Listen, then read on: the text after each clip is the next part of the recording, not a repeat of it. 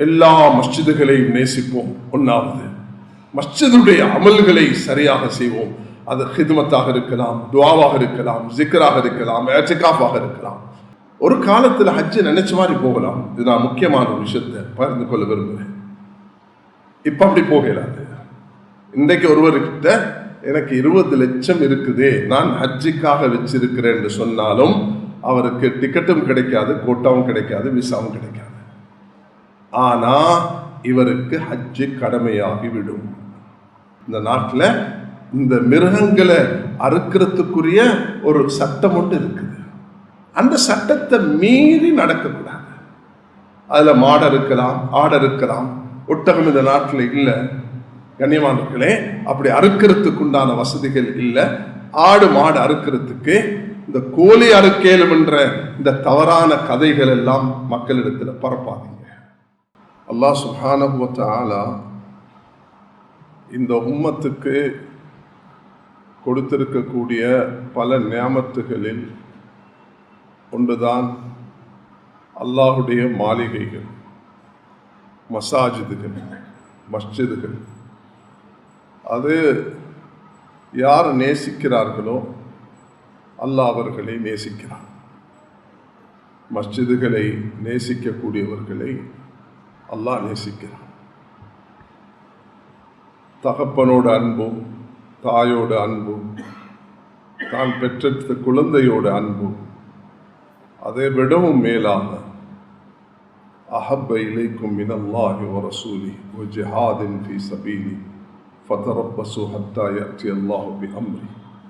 அல்லாஹ் தஆலா 5 உயிரினங்களையும், 3 மனிதனுடைய வீடு, செல்வம், பணம், வியாபாரம் இவைகளை சொல்லிவிட்டு அல்லாவும் ரசூலும் தீனும் அவனுக்கு இந்த 8ஐ விட நேசமுள்ளதாக இருக்க வேண்டும் என்று சூரத்து தௌபால அல்லாஹ் தஆலா குறிப்பிடுகிறான்.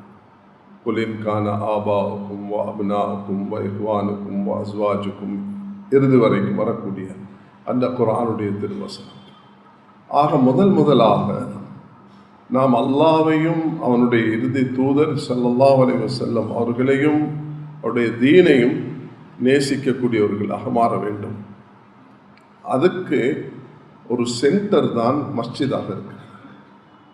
அல்லாஹ்வுடைய அன்பு, ரசூலுடைய அன்பு, நபியுடைய கண்ணியம், அவர்களை பின்பற்றக்கூடிய அந்த விருப்பம், இவைகளெல்லாம் மஸ்ஜிதோடு இணையும் பொழுது ஒரு மனிதனுக்கு அந்த பாக்கியம் கிடைக்கிறது. மஸ்ஜித் ஒரு தக்வா உள்ளவனுடைய வீடு என்பதாக வந்திருக்கு. அதை நேசிக்கிறார்களோ அல்லாஹ் அவர்களை நேசிக்கிறான் வந்திருக்கு. அதனால் நபி ஸல்லல்லாஹு அலைஹி வஸல்லம் பஷ்ஷிரில் மஷாஈன பிதுலம் மினூர் தாம் யௌமல் கியாமா, யார் இருள நடந்து போவார்களோ அவர்களுக்கு நாளை கியாமத்து நாள் வெளிச்சத்தை நன்மாராயமாக சொல்லுங்கள் என்று சொன்னார். அல்லாஹ்வுடைய மாளிகைகள் நேசிக்க வேண்டும்.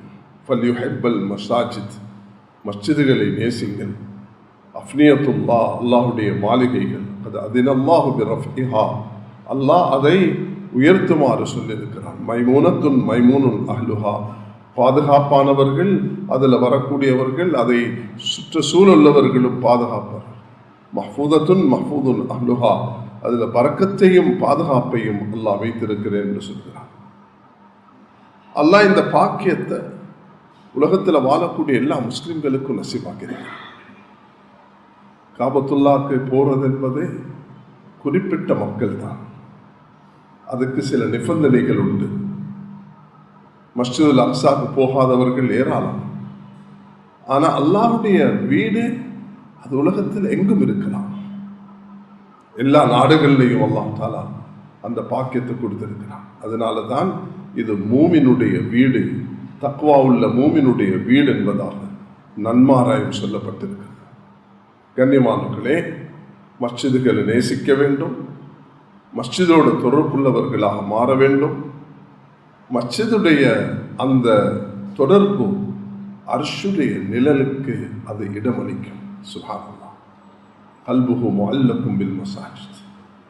7 பேருக்கு அர்ஷுடைய நிழலை கொடுக்கக்கூடிய அல்லாஹ், அதில் ஒருவர் தான். அவர் பஜாரில் இருப்பார், குடும்பத்தில் இருப்பார், தொழிலில் இருப்பார், ஆகாயத்தில் இருப்பார். அவருக்கு தன்னுடைய மஸ்ஜிதை பற்றி, அல்லாஹ்வுடைய மாளிகை பற்றி ஒரு கவலை இருக்கும். அந்த மஸ்ஜிதை நான் பராமரிக்கணும், பாதுகாக்கணும், அதுக்குண்டான பணிகளில் நான் ஈடுபடணும். ஒரு சிறிய நன்மாராயத்தை பாருங்கள். இரவு நேரத்தில் ஒரு ஜனாசாவை அடக்கிட்டாங்க. நபியவர்களுக்கு எத்தி வைக்கல. ஏன்னா நபியவர்கள் வஃபாத்தாகும் வரைக்கும் மதீனா உள்ளுக்கு முஷ்ரிகீன்கள், முனாஃபிகீன்கள், காஃபிர்கள், அதே நேரத்தில் யஹூதிகள், இவர்களும் சேர்ந்து தான் வாழ்ந்தார்கள். அப்ப இரவு நேரத்தில் ஜனாசாக்கு நபியாகம் போகும் பொழுது அவ்வளவு பெரிய பாதுகாப்பெல்லாம் இல்லை. யாரும் எது தீங்கிழைத்திடக்கூடாது என்பதற்காக வேண்டி அந்த ஜனாசாவை நபி அவர்களுக்கு அறிவிக்கல. காலையில கேட்டாங்க, அந்த பெண் எங்க? இந்த மஸ்ஜிதை வந்து சுத்தம் செய்வாங்களே, அந்த பெண் வஃபாத் ஆகிட்டாங்க. எப்ப? நேற்று இரவு. எனக்கு அறிவிக்கல, நானும் அதில் கலந்திருப்பேன் சொன்னார். நபி அவர்கள் அந்த மையவாடிக்கு சென்று ஜனாசா அந்த கபரில் நின்று அந்த பெண்ணுக்கு நன்மாராயம் சொன்னார்கள். அவருடைய சொர்க்கத்தை அல்லாஹ் தயாரிச்சிருக்கிறார். மஸ்ஜிதை சுத்தமாக வைத்துக் கொள்வதில் அந்த பெண் செய்த பங்களிப்புடைய பிரதிபலன் தான் என்பதாக நபி அவர்கள் சொன்னார்கள். அதனால நாங்கள் எல்லாரும் அதனுடைய வெளி சுத்தத்தில் பங்காளிகள். கண்ணியமானவர்களே, மனித வாழ்க்கையில சில சில நிகழ்வுகள் இருக்குது, அது உள்ளத்தை அப்படி வெட்டி துண்டாக்குறது போல இருக்கும். அது மனித வாழ்க்கையில் பல நிகழ்வுகள் அப்படி உண்டாகுவது உண்டு. 2018ஆம் ஆண்டுல ஸ்பெயின்ல சில நாட்கள் மஸ்ஜிதுகளில் கழிக்க ஏற்பட்ட நேரத்தில் அந்த காட்சிகளை பார்த்து ஏற்பட்ட துயரம், கவலை, துன்பம், அது வார்த்தைகளால் எழுத முடியாது, வார்த்தைகளால் சொல்ல முடியாது, பேனாவில் எழுதி முடிக்க முடியாது. அப்படி சோகமானது தான். ஹதீஸ் சொல்கிறது, மசாஜிதுகும் ஆமிரத்துன் வஹிய ஹராபு மினல் ஹுதா. மஸ்ஜிதுகள் கட்டப்பட்டிருக்கும், ஆனால் ஹிதாயத்துடைய ஒளியை விட்டு அந்த மஸ்ஜிதுகள் காலியாக இருக்கும். எப்ப மஸ்ஜிதுக்கு வரக்கூடியவர்களுடைய அந்த தொடர்பு துண்டிக்கப்பட்டு விடுமோ, வெறுமனே சடங்காக மஸ்ஜிதுக்கு வரக்கூடிய அதுக்குரிய மகத்துவம், அதுக்குரிய கண்ணியம், அதுக்குரிய அந்த உயர்வோ, அதுக்குரிய அமல்கள் இல்லாமல் போகும் பொழுது அந்த மஸ்ஜிதுக்குரிய கண்ணியம் அதெல்லாம் எடுபட்டு போகிறது. காபத்துல்லா அதுக்கு முன்மாதிரி. வேற ஒன்றுமே தேவையில்லை, ஸ்பெயினும் தேவையில்லை, உலகத்தில் எந்த நாடும் தேவையில்லை. 600 years, 600 வருடங்கள் ஒரு நபியுடைய வருகை இல்லாத காரணத்தினால ஈசா அலைஹிஸ்ஸலாம் உயர்த்தப்பட்டு நபி அவர்களுடைய வருகைக்கும் இடைப்பட்ட காலம் அந்த 600 years. 600 வருடத்துல சிலைகளை கொண்டு நிரப்பி ஜினா கூட மஸ்ஜிதுல்லுக்கு செஞ்சாங்க. அதுக்கு தண்டனையாகத்தான் அல்லாஹ் சிலைகளாக அவர்களை மாற்றினான். அந்த சிலைகளை கொண்டு போயிட்டு தான் பிற்காலத்தில் அதை வணங்க ஆரம்பிச்சு சஃபா மர்வால வச்சிருந்தார்கள். சஃபா மர்வால சிலைகளை, எந்த சிலைய மஸ்ஜிதுல்லுக்கு நிர்வாணமாக ஷைத்தான் தவாப் செய்ய வைத்து அவர்களை அந்த கோலத்துக்கு ஆளாக்கி விபச்சாரத்தில் ஈடுபடுத்த வச்சு அல்லாஹ்வுடைய மாளிகை என்று பார்க்காம தண்டனையை பெற்று அதுக்கு பிறகு அவர்களுக்கு கிடைச்ச சோதனை மிச்சம் பயங்கரமானது. அல்லாஹ் சுப்ஹானஹு வ தஆலா அந்த சோதனையை கொடுத்து மினா அவர்கள் சஃபா மர்வால அந்த சிலை வச்சு வணங்கி கொண்டிருக்கிற காலம்தான் அல்லாஹ் ஹஜ்ஜை கடமையாக்கினான். அந்த நேரத்தில் ஹஜ்ஜை கடமையாக்கும் பொழுது அல்லாஹ் சொல்கிறான், அத்திமுல் ஹஜ்ஜ வல் உம்ரத லில்லாஹ். அல்லாஹ்வுக்காக ஹஜ்ஜையும் உம்ராவையும் நிறைவேற்றுங்கள் என்று சொல்கிறான். பாருங்க, இந்த வசனம் கட்டளையுடைய வசனம். நான் அடுத்து ஓதக்கூடிய ஆயத்தை பாருங்க. இன்ன ஸஃபா வல் மர்வத மின் ஷஆயிரில்லாஹ். ஸஃபா மர்வா இது அல்லாஹ்வுடைய அத்தாட்சிகள் உண்டு. ஃபமன் ஹஜ்ஜல் பைத்த அவ் அத்தமர, யார் ஹஜ்ஜு உம்ரா செய்கிறார்களோ ஃபலா ஜுனாஹ அலைஹி ஐயத்தவ்வஃப பிஹிமா, அவர்கள் மீது எந்த தவறும் குற்றமும் இல்லை, இதில் அவர்கள் அந்த கடமையை நிறைவேற்றுவது என்று அல்லாஹ் சொல்கிறார். அது என்ன, இங்க ஃபல்யத்தவ்வஃபு பில் பைத்தில் அதீக், தவாஃப் செய்யுங்க என்று கட்டளை பிறப்பிக்கிறான். சை செய்யுங்க என்று கட்டளை பிறப்பிக்காம செய்யறதுல இந்த தவறும் இல்லை என்று அல்லாஹ் சொன்னதுக்கு காரணம், சஹாபாக்களோட உள்ளத்தில் ஒரு கேள்வி எழுந்தது. அது என்னன்னா, சிலைகளை வணங்கி கொண்டிருந்தோமே இந்த மலைகள், அதுல நாங்க சை செய்ய முடியுமா என்ற எழுந்த கேள்விக்கு தான் அல்லாஹ் சொன்னான், ஃபலா ஜுனாஹ அலைஹி யத்தவ்வஃபு பிஹிமா ஃபமன் தத்தவ்வா கைரன் ஃபஇன்னல்லாஹ ஷாக்கிருன் அலீம். கண்ணியமானவர்களே, அல்லாஹ் தஆலா கடமை என்பதை அது வேறொரு மொழியில வார்த்தைகளால் அல்லாஹ் அதை வெளிப்படுத்துகிறான். கண்ணியமானவர்களே, மஸ்ஜிதுக்குரிய ஹக்கு கொடுக்கப்படாத நேரத்தில் அதுல பரக்கத்து, அதுல ஹிதாயத்து, அதுல பாதுகாப்பு, அதுல தர்பியத்தை இவைகளாம் எடுபட்டு போயிட்டா அந்த மஸ்ஜித் வெறும் கட்டிடமாக இருக்குமே தவிர, மசாஜிதுஹும் ஆமிரத்துன் வஹிய ஹராபும் மினல் ஹுதா, மஸ்ஜிதுகள் அழகாக கட்டப்பட்டிருக்கும், ஹிதாயத்துடைய ஒளியை விட்டு அது பாழாகிவிடும். அதனால இன்றும் பல இடங்கள்ல மிக கவலையான செய்திகளை, பல நாடுகள்ல நாங்கள் எதிர்பார்க்க முடியாத நாடுகள்ல கூட அது அப்படி இந்த நாட்டில் நடக்க முடியுமா என்று மஸ்ஜிதுகள் பாலடைஞ்சிருக்கிறது. அல்லாஹ்வுக்காக யார் இந்த மஸ்ஜிதுக்கு தான் இலங்கையில் ஒரு தனித்துவம் இருக்கிறது. அது நாட்டில் எல்லா பகுதியில் உள்ளவர்களும் ஒரே நேரத்தில் ஒன்று சேரக்கூடிய பாக்கியம். அல்லாஹ் யாரெல்லாம் இதில் ஈடுபட்டு கொண்டு இது அலங்கரித்து சிறப்பாக்கி அமல்களை கொண்டு நிரப்ப முயற்சி எடுத்துக்கொண்டிருக்கிறார்களோ எல்லோருக்கும் அல்லாஹ் உயர்ந்த கூலியை நசீபாக்குவானா. கண்ணியமானவர்களே, எல்லாரும் இந்த தூதை எடுத்துட்டு போகணும்.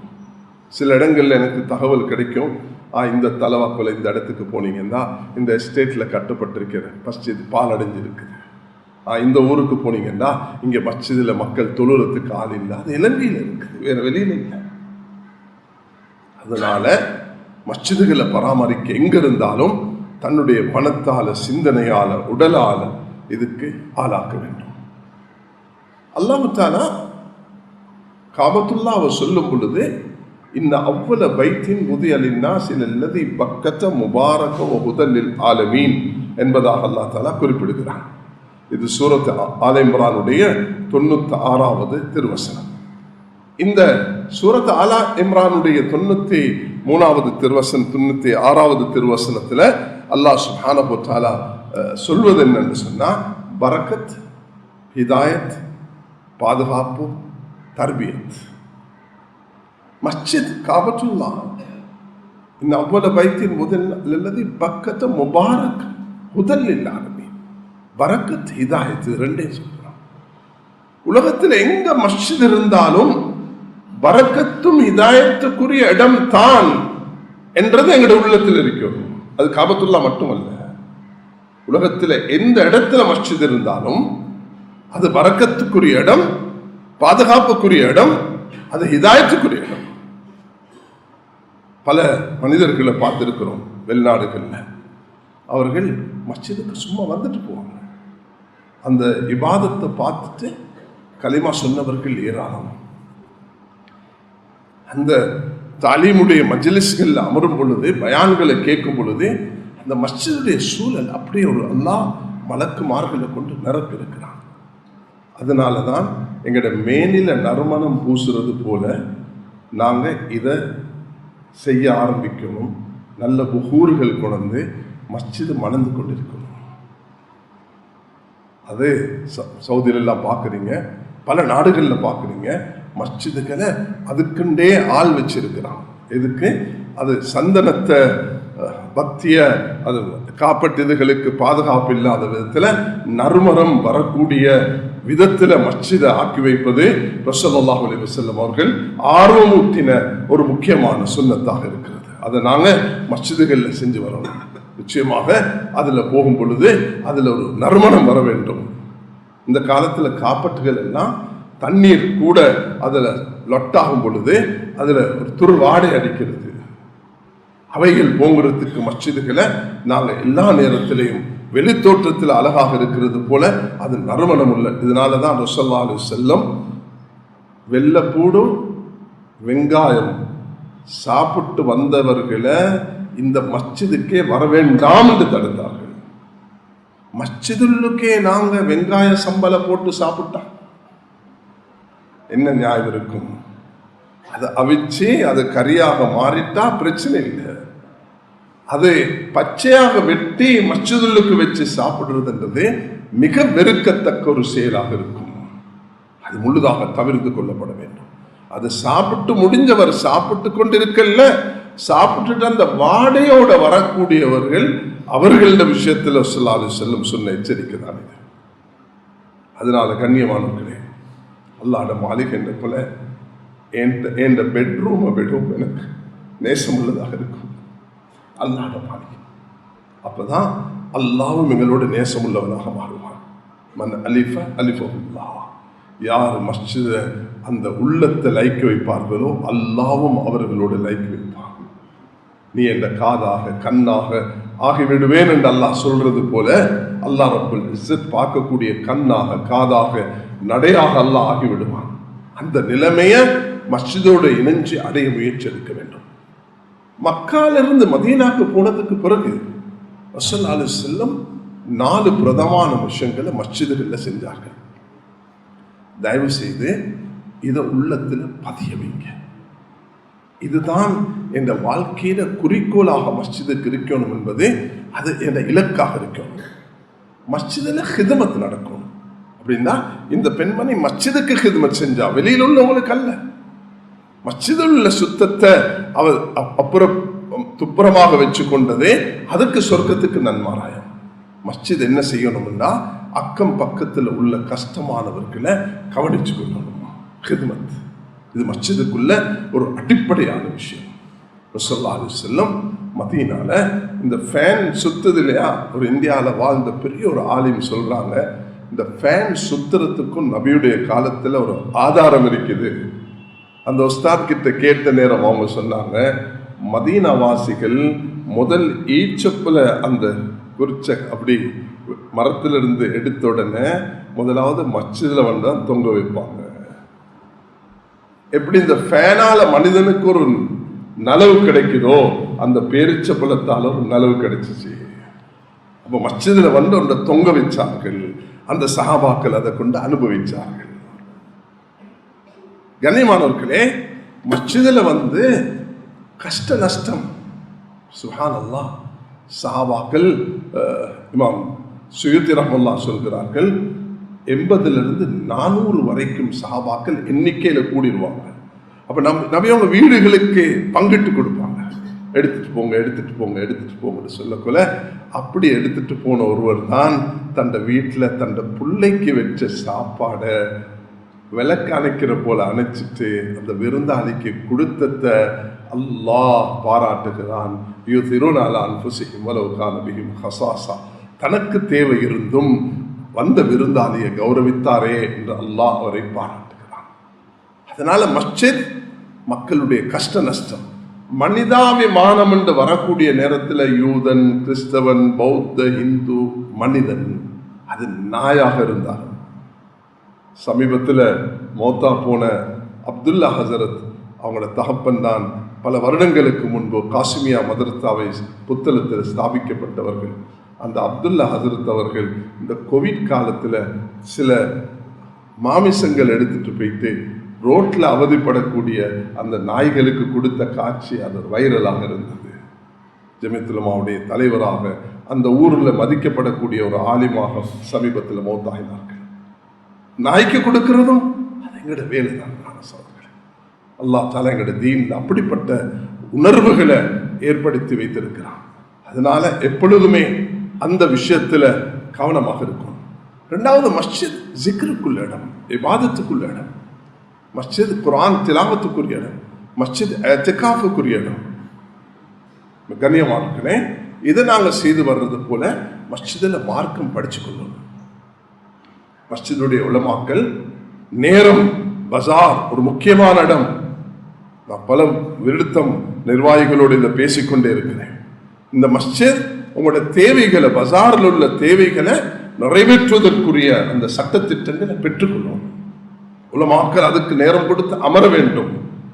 உங்களுக்கு அந்த நேரம் அறியப்பட வேண்டும். இந்த நேரத்தில் வந்தா இந்த ஆலிமிடத்தில் இருந்து எனக்கு இந்த மார்க்க விஷயங்களை பெற்றுக்கொள்ள முடியும். அதுக்கு இலங்கையில் உள்ள எல்லா மஸ்ஜிதுகளும் 3000 மஸ்ஜிதுகளும் இதே போக்கில் தான் இருக்க வேண்டும். அது சின்ன பெரிய மஸ்ஜித் இல்லை. தன்னால எது முடியுமோ அக்கம் பக்கத்தில் கவனிச்சு கொள்றது, ஜிக்கர் இபாதத் இஅ்திகாஃப்ல இருக்கிறது. அதே நேரம் சிறந்த அல்லாஹ்வுடைய தூதை உலகத்துக்கு எத்தி வைக்கும், இந்த நாட்டு மக்களுக்கு எத்தி வைக்கும், இந்த முஸ்லிம்களுக்கு எத்தி வைக்கும் நல்ல சிறந்த தாய்களை உருவாக்குவதுதான் மஸ்ஜிதுடைய ஆகப்பெரிய பொறுப்பாக இருக்கிறது.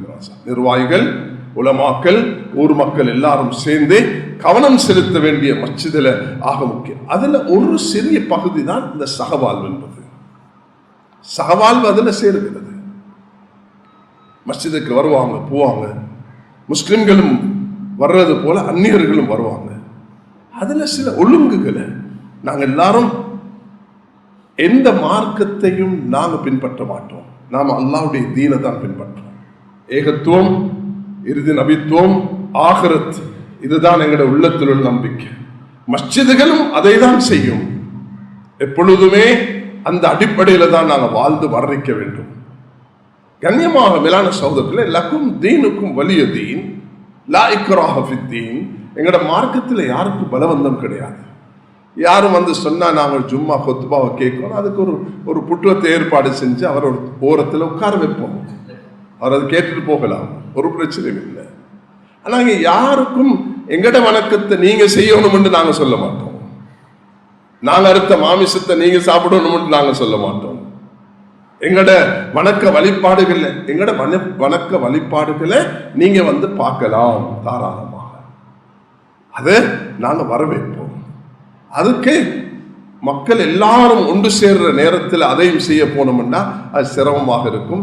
தனித்துவமான நேரங்கள் எடுத்து அந்த விஷயங்களை நாங்கள் செய்து கொள்றதன் ஊடாக இந்த நாட்டில் ஏற்பட்ட சில இஸ்லாமோபோபியாவை அப்புறப்படுத்துறதுக்கு அது காரணமாகும். அதுக்குரிய வழிகாட்டல்கள், அதுக்குரிய முறைகள் சொல்லப்பட்டிருக்கின்றன. அவைகளை தெளிவாக எடுத்து நாங்கள் யாரும் இன்னொருவருடைய வணக்க ஸ்தலத்துக்கு போயிட்டு அவங்களோட வணக்கத்தில் ஈடுபடுறதும் இல்லை, அவங்க எங்கட மஸ்ஜிதுக்கு வந்து எங்கட வணக்கத்தில் ஈடுபடுறதும் இல்லை. ஒரு அறிவை பரிமாறிக்கொள்வதற்கு ஒரு கிறிஸ்தவத்துடைய ஆலயத்துக்கு போகலாம், ஒரு குருக்கள் இருக்கக்கூடிய அந்த கோவிலுக்கு போகலாம், ஒரு பௌத்தர் இருக்கக்கூடிய அந்த பன்சிலைக்கு போகலாம். போறத்துடைய நோக்கம் மனிதாபிமான உறவுகளை வளர்த்து கொண்டே மார்க்கத்தில் உள்ள சந்தேகங்களை தெளிவுபடுத்துறது தான் நோக்கமாக இருக்கு. இதுதான் எங்களோட அடிப்படை. இது இல்லாம அவர்களோ நாங்களோ நீங்க எங்கட இதுல பங்கு பெறுங்க, நாங்க உங்களோட இதுல பங்கு பெறுறோம், எங்கட கல்யாணத்துல நீங்க பங்கு பெறலாம், அதுல சாப்பாடு சாப்பிடலாம், என்ற வீட்டில் ஒரு சாப்பாடு இருக்குது அதுல வந்து நீங்க கலந்து கொள்ளலாம். மார்க்க விஷயத்துல பங்கெடுக்கிறது என்பது எங்கட மார்க்கத்திலையும் இல்லை, அவருடைய மார்க்கத்திலையும் நாங்க எதையும் பங்கெடுக்கிறது கிடையாது. கண்ணியமார்களே, இந்த அடிப்படைகளோட ஒவ்வொரு மஸ்ஜிதும் அந்த ஊர்ல இருக்கக்கூடிய உலமாக்கள், நிர்வாகிகள், அந்த ஜமியத்துல் உலமாவுடைய அந்த கிளைகள் அவர்களிடத்துல கேட்டு சரியான வழிகாட்டல்களை பெற்று முறையாக இந்த விஷயங்களை நாங்கள் செய்வதற்கு கொண்டுதான் எங்களோட தனித்துவத்தை, எங்களுடைய ஷிஆர்களை பாதுகாத்துக் கொள்ள முடியும் என்ற ஒரு முக்கியமான செய்தியை நான் இங்கே சொல்லி வைக்க விரும்புகிறேன். அல்லாஹ்வின் நல்லடியார்களே, நாங்கள் இது ஒரு சிறப்பான மாசத்தில் இருக்கிறோம். ஜுல்காதா பிறை 3, அடுத்து வரப்போகிறது துல்ஹிஜ்ஜா. அல்லாஹ் அக்பர். இந்த 11ஆம் திகதியிலிருந்து 3500 பேர் பிரயாணமாகிறதுக்கு ஆயத்தமாக கொண்டிருக்கிறார்கள். விமானங்கள் ஆயத்தமாக இருக்கின்றன. எல்லாம் ஆயத்தமாகி ஹஜ் கமிட்டியும் இந்த முறை சில முக்கியமான விஷயங்களை செய்து அவர்களை வழிகாட்டுவதற்கும் அதில் ஹஜ்ஜில் போகக்கூடியவர்களுக்கும் உலமாக்களும் நிர்வாகங்களும் சேர்ந்து எப்படி இதை ஹஜ் கமிட்டி செய்யலாம் என்ற ஒரு முன்மாதிரியான ஒரு நகர்வை செய்து கொண்டிருக்கிறார்கள். ஹஜ்ஜுக்கு போகக்கூடியவர்கள் நிச்சயமாக இங்கே இருப்பீங்க. தயவு செய்து உங்களுக்கு நல்ல டைம் இருக்குது, நீங்கள் ஹஜ்ஜை பற்றி படிச்சுக்கோங்க. கட்டாயம் இல்ம், ஈமான், இது ரெண்டும் ஆக முக்கியமானது. ஈமான் விஸ்வாசம், அல்லாஹ்வுடைய மாளிகைக்கு போகிறோம், இப்ராஹிம் அலைஹிஸ்ஸலாத்துடைய அந்த தியாகத்தை பார்க்க போகிறோம், இஸ்மாயில் அலைஹிஸ்ஸலாம் கத்திய வைக்கிற நேரத்தில் வாப்பாக்கு சொன்ன அந்த இடத்தை பார்க்க போகிறோம். ஹாஜர் அலைஹிஸ்ஸலாம் தட்ட தனிய பிள்ளையோடு ஓடின அந்த இடத்தை பார்க்க போகிறோம். இதெல்லாம் அல்லாஹ் எங்களுக்கு தரக்கூடிய பாக்கியம். அல்ஹம்துலில்லாஹ். அல்லாஹ்க்கு நன்றி செலுத்தியவர்களாக நாங்கள் அதுக்கு ஆயத்தமாக வேண்டும். ஏராளமானவர்கள் ஆயத்தம் இல்லாமல் போடுறது, மார்க்கத்தை தெரியாம போறது, அதனால பல தவறுகள் ஏற்பட்டு ஃபிதியாவும் குர்பான்களும் நீங்க தெண்ட குற்றங்களும் கொடுக்க வேண்டிய நிலைமைகள் உண்டாகிறது. அதனால அடிப்படை முதல் முறை போகக்கூடியவர்கள், குறிப்பாக அதிகமானவர்கள் முதல் முறை போகக்கூடியவர்கள். அப்ப ஹஜ்ஜுடைய அந்த 5 நாளுடைய சட்டங்கள் என்ன, அது ஒரு 10 வரியில படிச்சு கொள்ளலாம். 8க்கு போவீங்க, 9, 10, 11, 12 கூடினால் 13. இந்த 5-6 நாட்களுடைய கடமைகள் என்ன, ஃபர்துகள் என்ன, வாஜிபுகள் என்ன, சுன்னத்துகள் என்ன, இவைகளை தெரிஞ்சுக்கணும். உம்ரா ஏராம் அணிந்தோம், 7 தவாஃபை செய்தோம், அதை நறுமணங்கள் மற்றவற்ற தவிர்க்கப்பட்ட விஷயங்களை தவிர்த்து கொண்டோம், செய்ய முடிச்சோம், முடியறைக்கணும், உம்ரா முடிந்து விட்டது. ஹஜ்ஜுக்கு சில கடமைகளும் வாஜிப்களும் சுன்னத்துகளும் இருக்கின்றன. அவைகளை கற்றுக்கொண்டு சிறப்பாக இந்த நாட்டுடைய தூதர்களாக நீங்க பயணிக்க வேண்டும் என்பதை நான் மனமாற துஆ செய்வதுடன் நாங்கள் எல்லாரும் உங்களுக்கு வாழ்த்துகிறோம், அல்லாஹ் இடத்துல மன்றாடுகிறோம். அல்லாஹ் இந்த சஃபரை உலகத்துக்கு சாந்தியும் சமாதானமும் ஐக்கியம் ஒற்றுமை கொண்டு வரக்கூடிய ஹஜ்ஜாக அல்லாஹ் தஆலா ஆக்கி வைக்க வேண்டும் என்று நாம் எல்லோரும் உள்ளத்தால பிரார்த்திக்க கடமைப்பட்டிருக்கிறோம். கண்ணியமானவர்களே, ஒரு காலத்தில் ஹஜ்ஜு நினைச்ச மாதிரி போகலாம். இது நான் முக்கியமான ஒரு விஷயத்தை பகிர்ந்து கொள்ள விரும்புகிறேன். இப்ப அப்படி போகிறாது. இன்றைக்கு ஒருவர்கிட்ட எனக்கு 20 லட்சம் இருக்குதே, நான் ஹஜ்ஜுக்காக வச்சிருக்கிறேன் என்று சொன்னாலும் அவருக்கு டிக்கெட்டும் கிடைக்காது, கோட்டாவும் கிடைக்காது, விசாவும் கிடைக்காது. ஆனா இவருக்கு ஹஜ்ஜு கடமையாகிவிடும். ஒருவரிடத்துல கேஷ் 20 லட்சம் பணம், தந்த சொந்த பணம், அது சேவிங்ல 5 லட்சம், முதலாக 15 லட்சம், இது இருந்தா இவர் மீது ஹஜ்ஜு கடமையாகி விடுகிறது. இவருக்கு எவ்வளவு துரிதமாக ஹஜ்ஜு செய்யலுமோ செய்யும். ஒரு சொந்த வீட்டுக்கு பணம் ஒன்று ஒரு மனிதன் சேகரித்து வைக்கலாம், அதுவும் பெரிய மாளிகை அல்ல. ஒரு சொந்த வீடு ஒன்று இருக்குது, அந்த வீட்டில் ஒரு பகுதியை கொடுத்தா இவருடைய வாழ்க்கைக்கு எந்த பிரச்சனையும் இல்லை. அந்த ஒரு பகுதியை மட்டும் 20 லட்சத்துக்கு விற்கலும் என்றாலும் இவருக்கு ஹஜ்ஜு கடமையாகிவிடும். பணம் இருக்குது, முதல் இருக்குது, அவருக்கு அதுக்குரிய தொகை இருக்குது சொன்னா, வாடகை வீட்டுக்காக ஒருவர் 50 லட்சத்தை வச்சிருக்கிறார், அவர் வாங்கிட்டார், அவருக்கு ஹஜ்ஜு கடமையாகும். அது இல்லாம இவர் பணத்தை சேகரித்து வைத்திருக்கிறார். 20 லட்சம் இந்த காலத்துல 19, 20, 21 லட்சத்துல இருந்து ஆரம்பிக்கிறாங்க. 21 லட்சம் அது போக வீட்டுக்கு இந்த ஒரு மாசத்துக்கு செலவுக்கு கொடுக்கறதுக்கு வசதியும் ஒருவர்கிட்ட இருந்தா ஹஜ்ஜு கடமையாகும். ஏன் இதை சொல்றீங்கன்னா, நான் ஏன் இதை சொல்கிறேன்னா, நீங்க அடுத்த வருஷத்துக்கு இப்பே ஆயத்தமாகலாம். என்னன்னா அடுத்த வருஷம் உங்களுக்கு இதுதான் செய்யுங்க என்று சொன்னா நீங்க ஆயத்தமாக மாட்டீங்க. ஆனா இங்க உள்ள எல்லாரும் அல்லாஹ் கிட்ட சொல்லலாம். இந்த வந்திருக்கக்கூடிய ஆயிரக்கணக்கான முஸ்லிம்கள் இந்த ஜும்மால சொல்லலாம், யா அல்லாஹ், நான் வார வருடம் ஹஜ்ஜுக்கு போக நியத்து வைக்கிறேன், நீ என்ன அனுப்பி வை என்று சொல்லி இடையில மௌத் ஏற்பட்டால் இஹ்ராமுடன் அவர் எழுப்பாட்டப்படுவார், எந்த சந்தேகம் இல்லை. லப்பைக் அல்லாஹும்ம லப்பைக் என்று சொன்னவர்களுடைய கூட்டத்தில் அல்லாஹ் அவரை நிச்சயமாக எழுப்பாட்டுவார். அதனால இந்த அடிப்படைகளை நாங்கள் விலகிக் கொள்ள வேண்டும். எனக்கு எப்ப ஹஜ்ஜு கடமையாகுது, நான் ஒரு பிசினஸ் வாடகைக்கு தான் எடுத்திருக்கிறேன், என்ற முதல் 25 லட்சத்துடைய, அது ஏன் வெளியில கடன் எடுத்ததல்ல, என்ற சொந்த முதல் இருந்தா ஹஜ்ஜு கடமையாகிடுச்சு. எவ்வளவு துரிதமாக செய்யணுமோ செய்யலாம், எவ்வளவு துரிதமாக. ஆனா அதில் ஒரே ஒரு நிபந்தனை, உங்களோட வீடு குடும்பம் அவர்களுக்கு செலவுக்கு கொடுத்துட்டு நீங்க போகணும். கண்ணியமானவர்களே, வாப்பா ஹஜ்ஜுக்கு போகல, அதனால நான் போகல. 20 வயசுல நீங்க சம்பாரிச்சீங்க, உங்களுக்கு 20 லட்சத்துக்கு மேல முதல் கிடைச்சிருச்சு. 60 வயதுலையும் வாப்பா சம்பாதிக்கல, அவருக்கு ஹஜ்ஜி கடமை இல்லை. நீங்க வாப்பாவை அனுப்பிட்டு தான் நான் போகணும்னா உங்களோட கடமையை நீங்க பாலாக்கின குற்றத்துக்கு ஆளாகுங்க. பாப்பா கூட்டிட்டு போறது மிச்ச சிறப்பு. பாப்பாக்கு கடமையாண்டு பாருங்க, உம்மாக்கு கடமையாண்டு பாருங்க. அல்லாஹ் உங்களுக்கு வசதியை தந்து அதை உங்களுக்கு செய்யலும்னா மிச்ச சிறப்பாக இருக்கும். இதை உலமாக்கள் மிக விரிவாக பேசியிருக்கிறாங்க. இந்த அனைத்து மசாயல்களையும் சொல்லக்கூடிய நேரம் அல்ல, இது உலமாக்களிடத்தில் இருந்து இந்த விஷயங்களை பெற்றுக்கொள்ளணும். நான் இந்த ஒரு விஷயத்தை தான் வலியுறுத்தி சொல்ல விரும்புகிறேன். யார் மீது ஹஜ்ஜு கடமையாக விடுகிறதோ அதை நீங்க இன்னும் எங்களிடத்தில் கேட்டு தெளிவு பெற்றுக்கொண்டு அடுத்த வருஷத்துக்கு ஆயத்தமாகுங்க என்றுதான் உங்களுக்கு நான் உற்சாகப்படுத்துகிறேன். யாருக்கு கடமையாகிட்டோ அவர் தாமதிச்சு கொண்டு இருக்கக்கூடாது. எந்த வகையில என்ற தொழில கொஞ்சம் நான் அட்ஜஸ்ட் பண்ணி கொண்டு என்ற முதலை எடுத்துக்கொண்டு நான் என் குடும்பத்துக்கும் செலவை கொடுத்து கொண்டு நான் இந்த ஹஜ் எப்படி முடிச்சு கொள்ளலாம் தாமதம் இல்லாம என்ற இந்த பார்வையை பார்க்க வேண்டும் என்பதற்காக தான் இதை நான் உங்களுக்கு சொல்ல விரும்புகிறேன். அடுத்தது கண்ணியமானவர்களே, குர்பான் வரப்போகிறது. இன்றைக்கு 3 பிறை என்று சொன்னா அடுத்த மாசத்துக்குள்ள நாங்க குர்பானுக்குரிய எல்லா ஏற்பாடுகளும் செய்து கொள்ளணும். அப்பதான் அதுக்குரிய சிறப்பாக இருக்கும். அப்ப யார் மீது இந்த சுன்னமாக்கதா வலியுறுத்தப்பட்ட கட்டாயமான ஒரு சுன்னத்தை தான் குர்பான் கொடுக்குது. இந்த நாட்டில் ஒரு காலத்துல நிம்மதியாக மக்கள் இதை செஞ்சு கொண்டிருந்தாங்க. 10-12 வருஷத்துக்கு முதல் பலத்த சோதனைகளை முகம் கொடுத்தோம். அல்ஹம்துலில்லாஹ் இப்போ ஒரு சுமூகமான நிலைமை இருக்குது. என்ன இருந்தாலும் அனிமல் ஸ்லாட்டரிங் ஆக்ட் ஒன்று இருக்குது இந்த நாட்டில். இந்த மிருகங்களை அறுக்கிறதுக்குரிய ஒரு சட்டம் ஒன்று இருக்குது.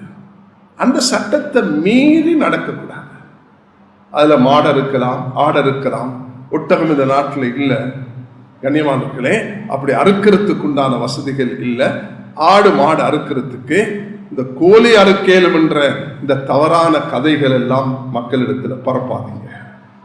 ஆடு மாடு ஒட்டகங்கள் இந்த 3க்குரிய அந்த வயது எல்லையோடு தான் குர்பான் எல்லாம் கொடுக்க முடியும். அது இல்லாம மற்றது நீங்க கோழி அறுத்து கொடுத்தா அது ஒரு தர்மமாக இருக்குமே தவிர அது உதுகியாவாக இருக்க மாட்டாங்க.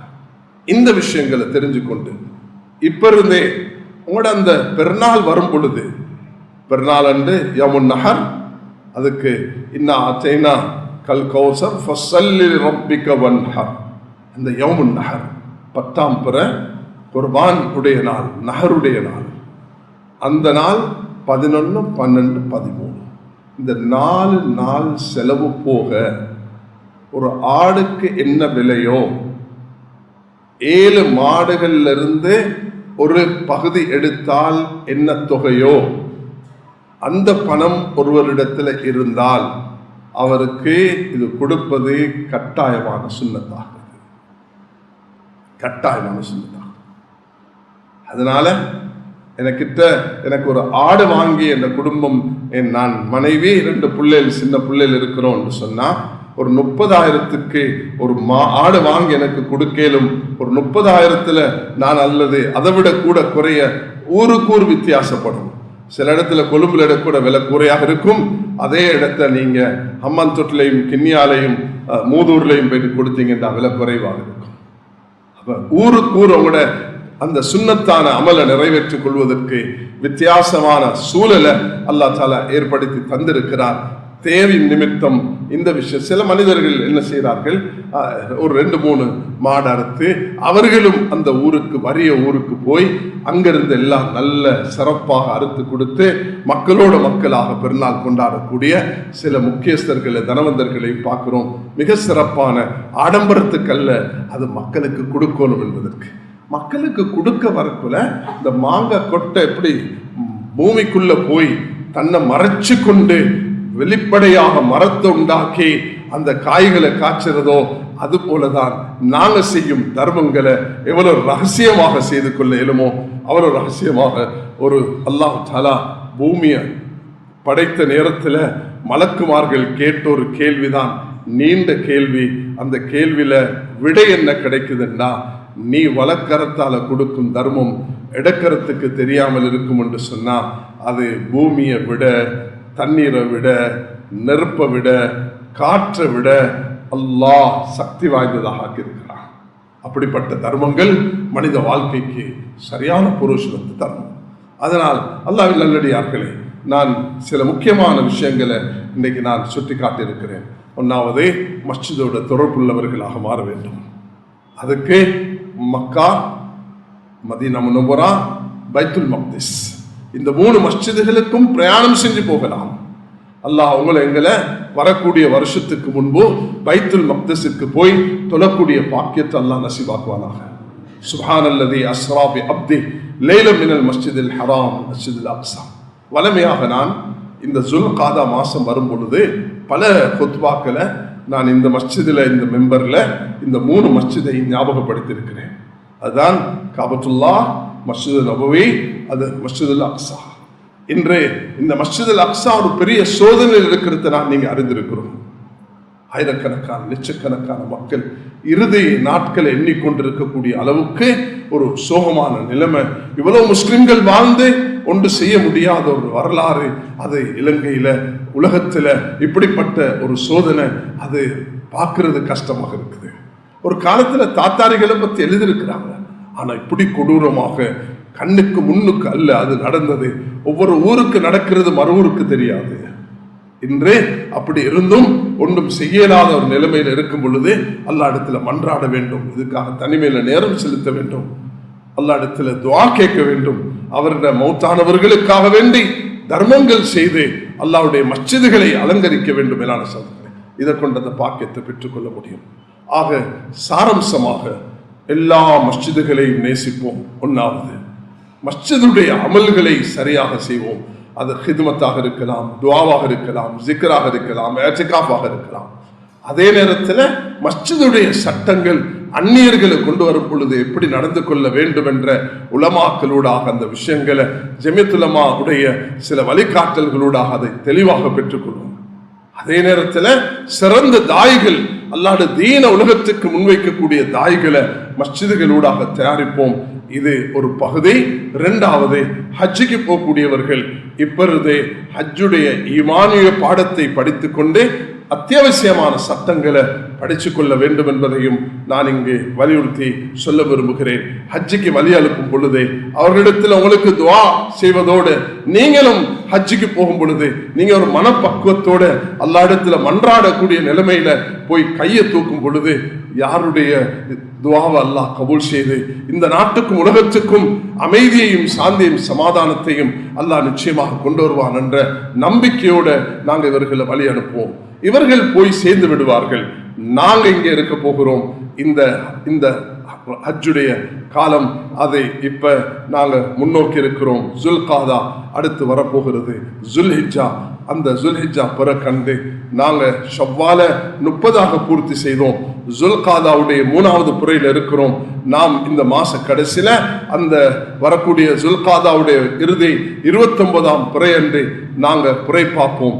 அங்கு தீர்மானிக்கப்படும் எங்களுடைய 10 நாட்கள் ஜுல்ஹிஜ்ஜாவுடைய அதனுடைய அமல்கள், அதனுடைய தௌபா, அதனுடைய இஸ்திக்ஃபார், அதெல்லாம் மிக சிறப்பானது. அதுக்கு இப்ப ஆயத்தமாகுவோம். அதோட குர்பான் யாருக்கு கடமையாக இருக்கிறதோ ஒவ்வொரு மஸ்ஜித் நிர்வாகிகளும் அந்தந்த ஊர்ல இந்த விஷயங்களை சிறப்பாக செய்யறதுக்கு முன்வர வேண்டும். அதுக்கு ஆயத்தமாக வேண்டும். அழகான சட்டங்களை மதித்து மக்கள் பல நூற்றுக்கணக்கான குர்பானிகள் இந்த நாட்டில் கொடுக்கிறார்கள். அதுக்கு ஒரு பெரிய தொகை பணத்தை செலவழிக்கிறார்கள். அது ஏழை எளியவர்களுடைய அந்த வீடுகளுக்கு போய் சேர வேண்டும். அதுக்குண்டான என்ன ஒரு குர்பான் கொடுத்துட்டு ஷாஃபி இமாம் அவர்களுடைய கூற்றின்படி ஒரு துண்டை தான் சாப்பிட்டுட்டா போதும், மற்ற எல்லாம் தர்மமாக கொடுக்கலாம். 3ஆக பிரிச்சு கொள்ளலாம். ஒரு பகுதி எனக்கு, ஒரு பகுதி இந்த குடும்பத்துக்கு, ஒரு பகுதி ஏழைகளுக்கு. ஆனால் ஒரு சின்ன பகுதியை சாப்பிட்டு முழுசாக கொடுக்கிறதுக்கும் அனுமதி இருக்கிறது.